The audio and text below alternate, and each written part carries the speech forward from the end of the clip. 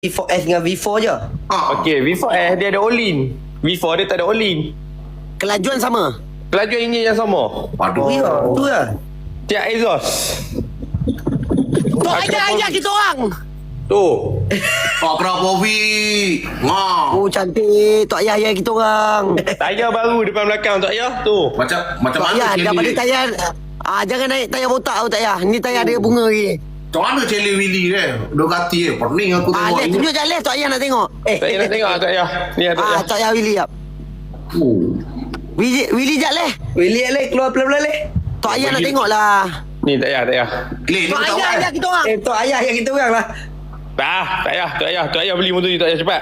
Tapi esok ada orang nak main tengok ni. Ni tak ada minta 100,000. 115,000 main ambil esok. Jangan cakap banyak bambuan. Nak jual lepas tu suruh cepat lah. Tapi ada esok ada orang nak tengok ni. Tok ayah yang kita orang. Apa 100K dapat tak? Tanya Celi. Tak boleh 115 main ambil esok. 100 tak dapat Len. Tak dapat 100 Ayah kita Tok orang. ayah kita orang. Pak dia 115,000 main ambil esok. Tok ayah. Telinga terus berdesing apa? Tu ayah, kalau saya ni saya ingat saya nak buat lucky draw, jual baju 10,000 lah dah boleh buat lucky draw motor ni lah. Boleh 10,000 bulan. Buat CB.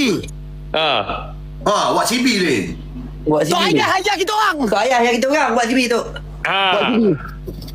Bapak yang aku nak bagi F1 aku tak mampu.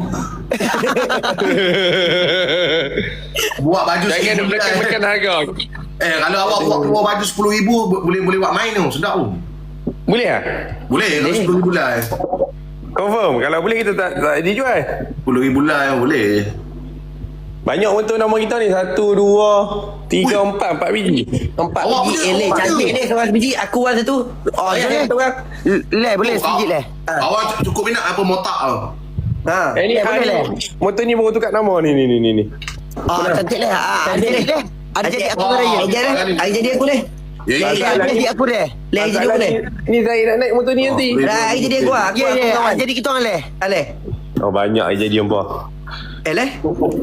Pencet ni Tok Tok ayah ayah. yang kita orang leh. Tok ayah ni yang kita orang kau jangan cakap tinggi-tinggi suara Les. Okey. Sorry. Tu ayah lagi kita bubuh sedai.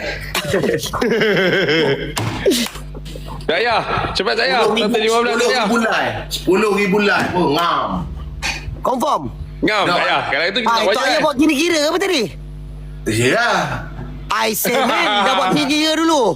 Ada. Maknanya boleh tambah sebiji lagi. RZ sebiji, EV sebiji. EV GGR tu. EV black.